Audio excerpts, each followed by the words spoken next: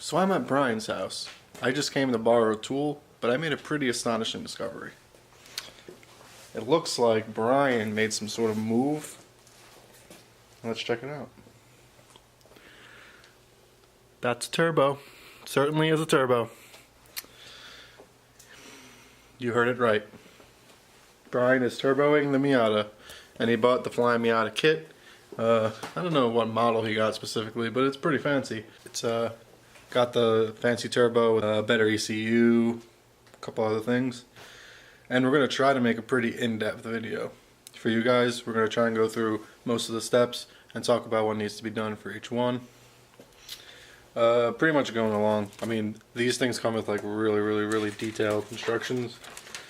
But it's always good to have like a visual aid to go with it. And I don't think I've ever seen any tutorials on this kit. Let's give it a... Whoa. So Brian's at work right now, and I'm just such a good friend. And I'm here, and I'm gonna go through everything. They have a whole parts list right here on the. They have to come with this huge direction booklet. So I'm just going through every part, and I'm making sure everything's there, because you don't want to be, you know, like 40% through and then not have one part. It would really put a damper on the mood.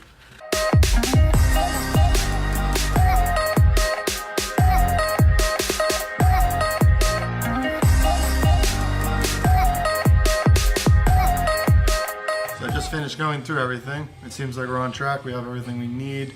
I will say the parts list doesn't go through like every little thing specifically, but it'll pretty much go through at least a few things in each bag.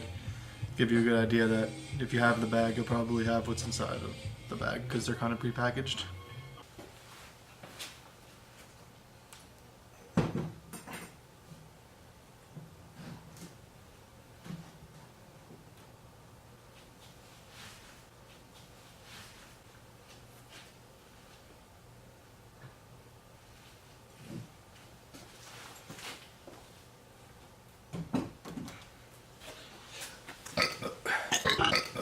Now the first thing you're going to want to do is take a gas cap off because you're going to want to relieve the pressure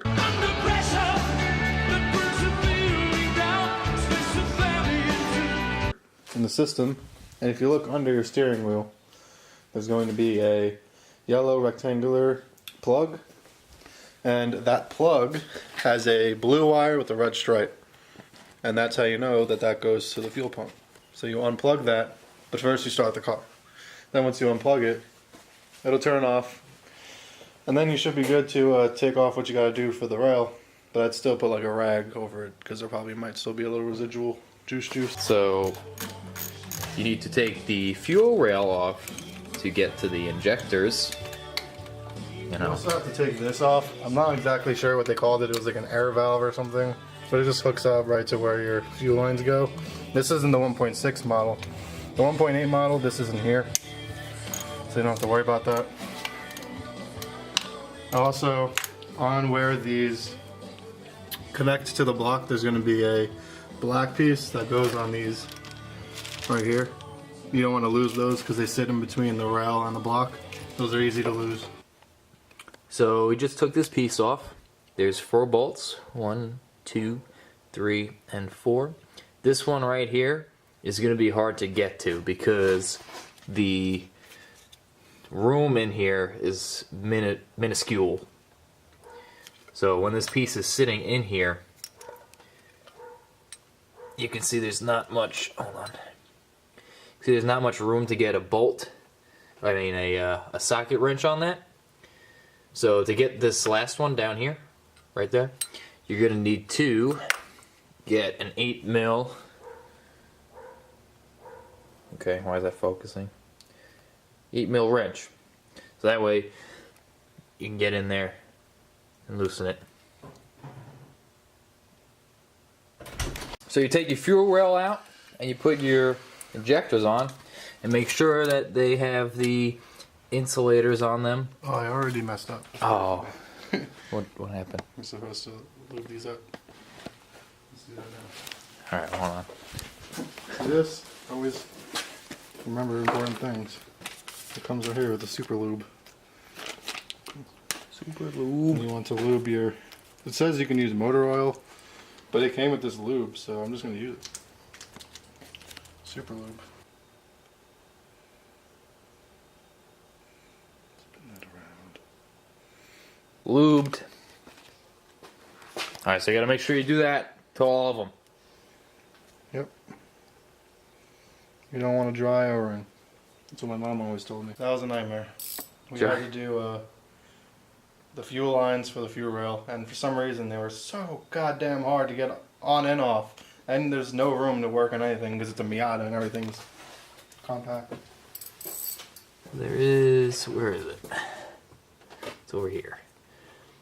That's one fuel line that goes down, and then the other one is right in there, right there. And if you're putting in your injectors, a good way to check if they're seated properly is that if you can rotate them, but there should be a little bit of resistance in between your rotations. If it's free or if it's completely tight, you know that maybe the O-ring got crushed or didn't seat properly.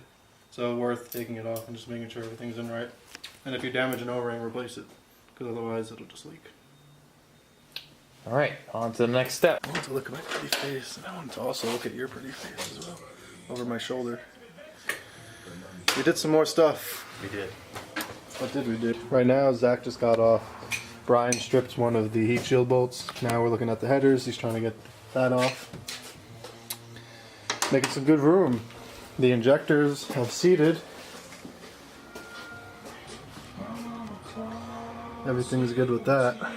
They always say congratulations. What's so hard? Got her to vacation. Medication. I need an extension. Now is going to start all the interesting stuff. But I truly think that getting those injectors in was probably the hardest part.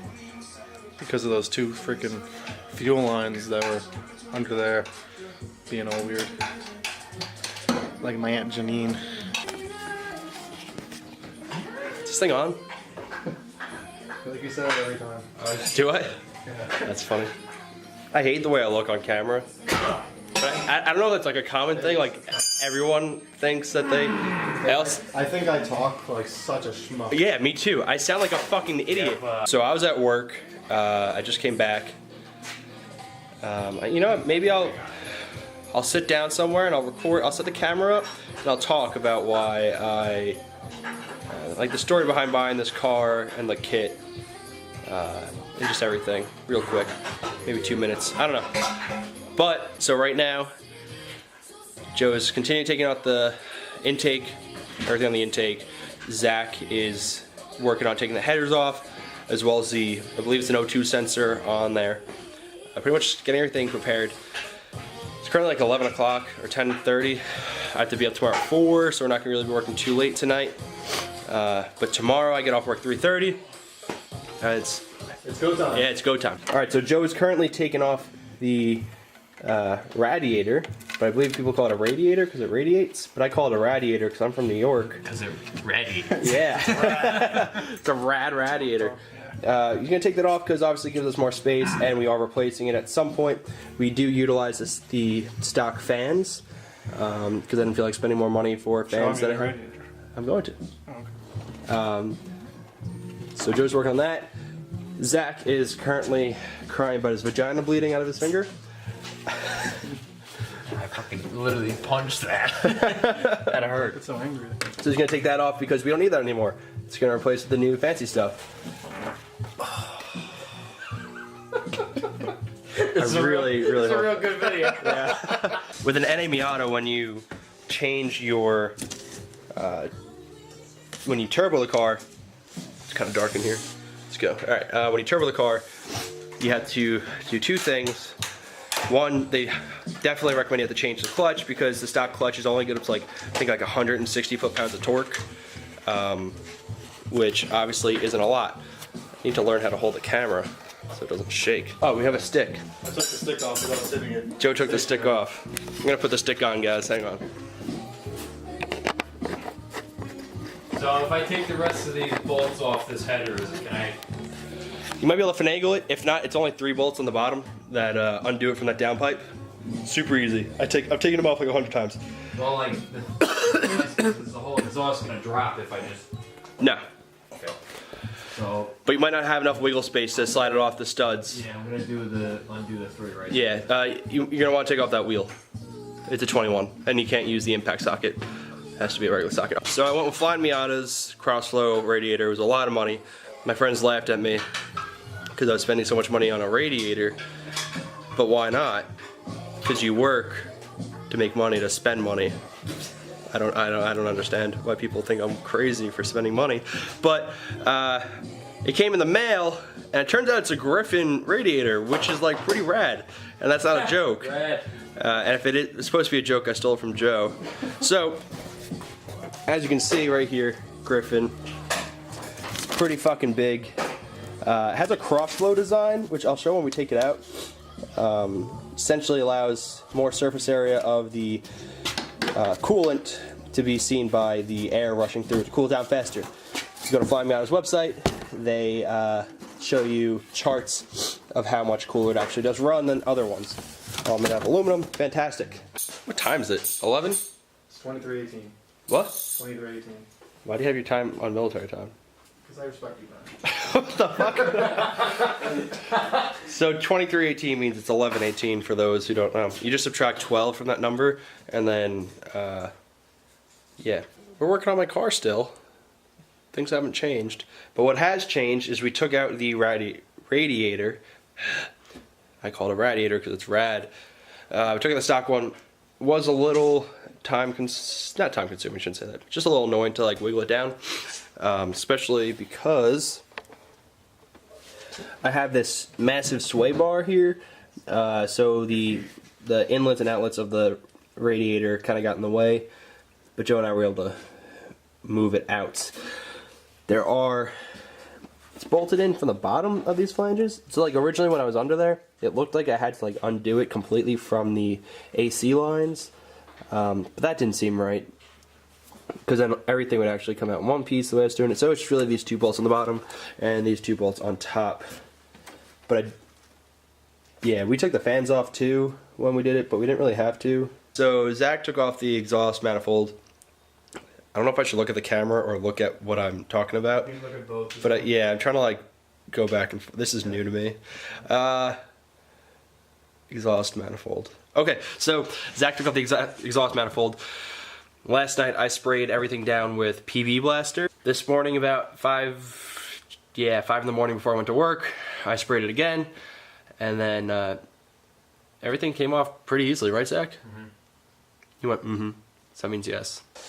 There's a little confusing piece here, but there's some wires that are hiding this bolt right here.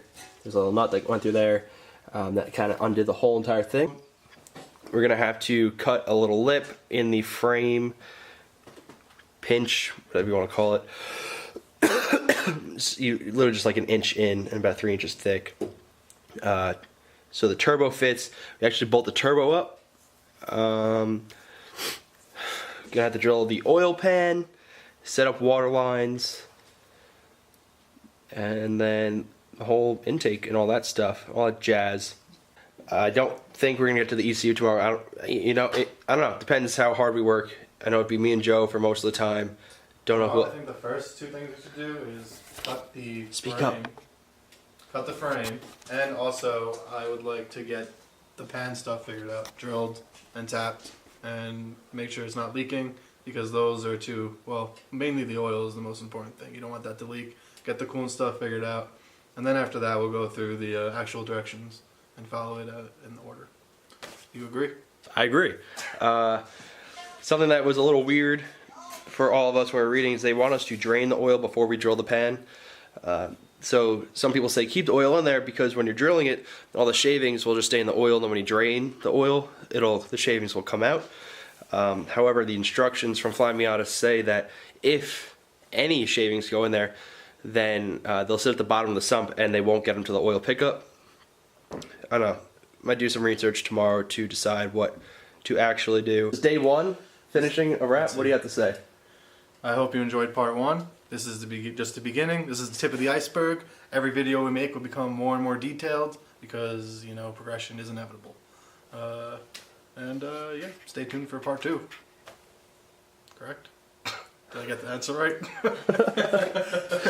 Get off me. Zach? It's been fun. Shout out to Flyin Miata. They make really good parts, and they're making me want to buy Miata. I'm probably gonna buy a Miata. Yeah. Dan has one now, so we might as well buy One of these days I'll have a Miata. We could be the Miata. Cha-cha. The Flyin Miatas. The Flying Miatas. I think that's already a thing.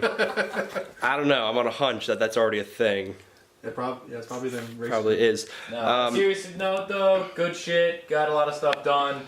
On a serious note, and a very unfortunate note, the death of a turbo took place last night. Are we talking about that? I have not talked about it. We can give a moment of silence. Yeah. Our friend James turboed his Mustang, as everyone knows. Had some shaft play on it before he put it on. Yeah. Got everything going. They were tuning it, driving around for about 2 hours. And maybe we should go up high like this. It's my face.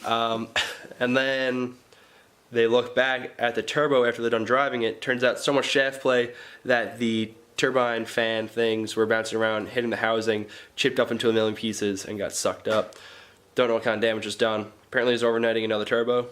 It's not like a million pieces, but like you could see at the end of the propellers, there's like some chips in them, and that's not good. So yeah, apparently he's overnighting one, which is cool.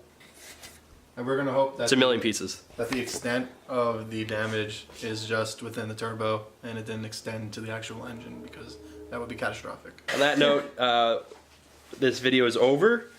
And I'm going to be ending this the most cliche way ever. And I want to start the next video the same cliche way ever, because I'm just cliche.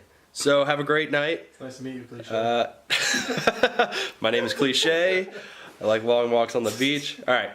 Have a good night and goodbye.